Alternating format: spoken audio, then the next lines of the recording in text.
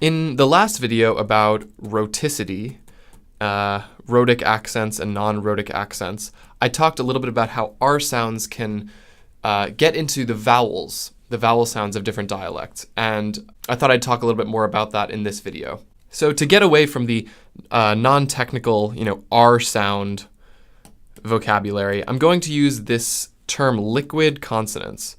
And liquids are just basically the class of consonants that includes L's and R's. So lur, lur, lur, those sounds. And the reason they're kind of grouped together is because they have some similar qualities. And today I'll look into some examples of instances where these sounds interact with vowels. Let's take a case study of a word that ends with a liquid and the next word begins with a vowel. So let's look at this phrase peanut butter or jelly as an example. Peanut butter or jelly. If you speak a rhotic dialect like I do, I speak General American, which is a rhotic dialect. In my rhotic dialect, I pronounce all of the R sounds. So I have this, at the end of the word butter, I have this R sound. This R sound. That separates this vowel from this vowel. And that's true of any rhotic dialect. So if you speak General American, peanut butter or jelly, peanut butter or jelly, peanut butter or jelly. Or if you speak Scottish English, peanut butter or jelly, peanut butter or jelly, peanut butter or jelly. Then this liquid consonant, this R consonant, will separate these two vowels. But let's say you speak a non-rhotic dialect. For example, let's say you come from England, where many of the dialects are non-rhotic. You might pronounce the word butter something more like butter, butter. So let's just write that out. Butter.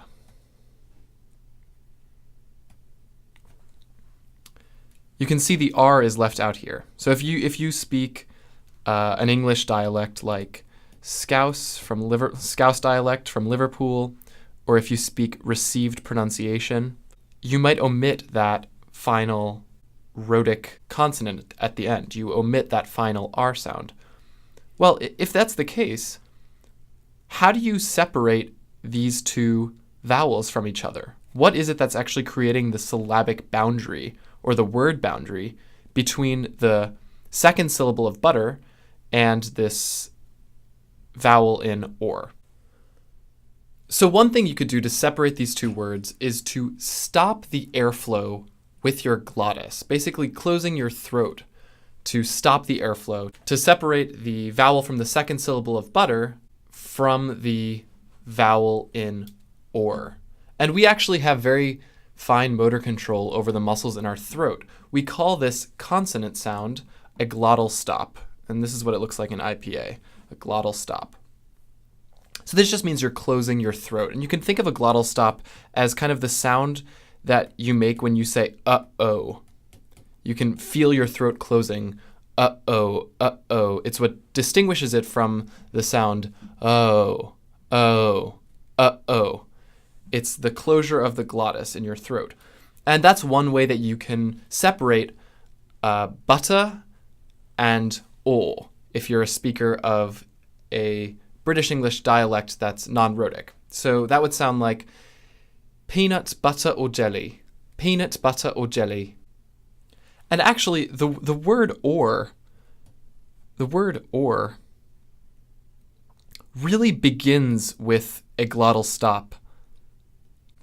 In any dialect, we in English, as English speakers, when a word begins with a vowel, really we tend to close and open our glottis at the beginning of articulation. So the word or actually already begins with a glottal stop, and you can hear that being the primary consonant barrier and the syllable barrier in many dialects.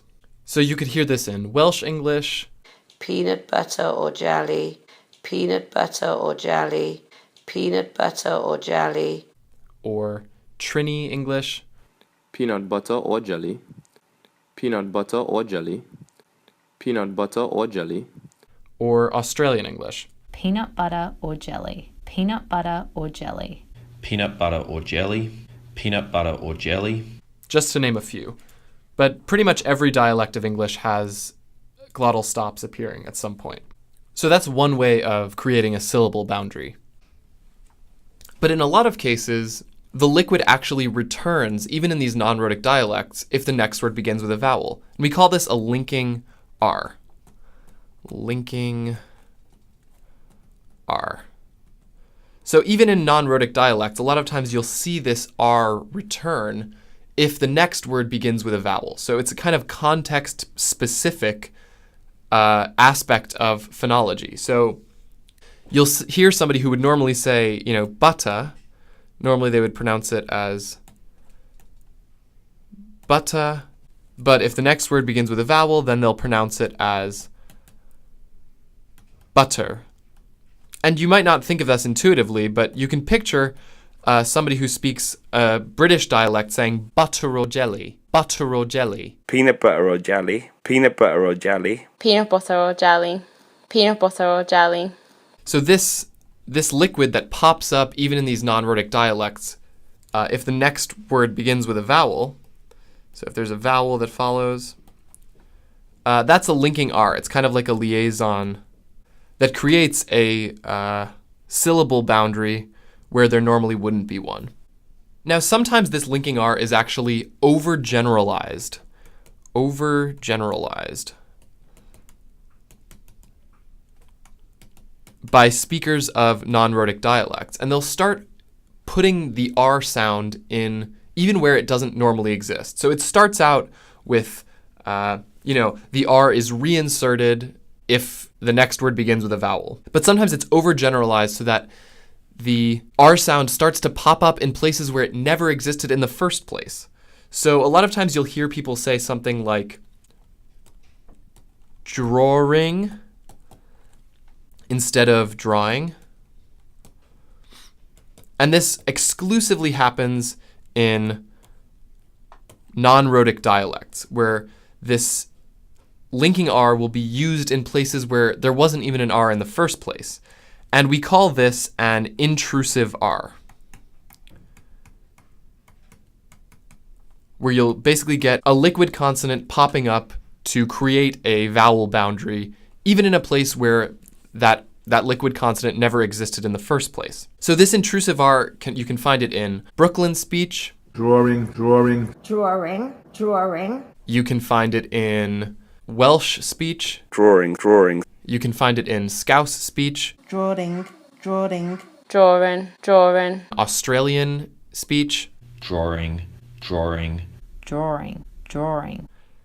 And now it's even become the standard in received pronunciation. So this mistake has become so persistent that even in received pronunciation, this quote unquote mistake has become part of the standard dialect. Drawing. And language change is very democratic in this way. Language is determined by usage. So if the vast majority of speakers start to pronounce something a certain way, that becomes the rule. The persistent mistake actually becomes the rule. Some of the other interesting things you get out of this these intrusive R's, or these intrusive liquid consonants, in Southern speech you get an intrusive L. So that would look something like this. Drawing. And that's the same concept as the intrusive R, but it just takes the other liquid consonant in English. And then Brooklyn speech is famous for the pronunciation of idea as idea. Idea. That's that same intrusive R popping up, this time at the end of words. So even though an R never existed there in the first place, the R is overgeneralized to pop up at the end of idea. And that would look something like this, idea. So it's hard to predict which pronunciation exactly will become the norm. But the big concept to take away from this is that language is determined by usage. And if speakers start to pronounce things a certain way, it doesn't matter why that's the case. It doesn't matter what phonological process prompted the language change. What's important is that eventually that usage, if it's popular enough, will become part of the standard, and it's that what drives language change. The mistakes that are being perpetrated by speakers today will eventually become the standard dialects of the future.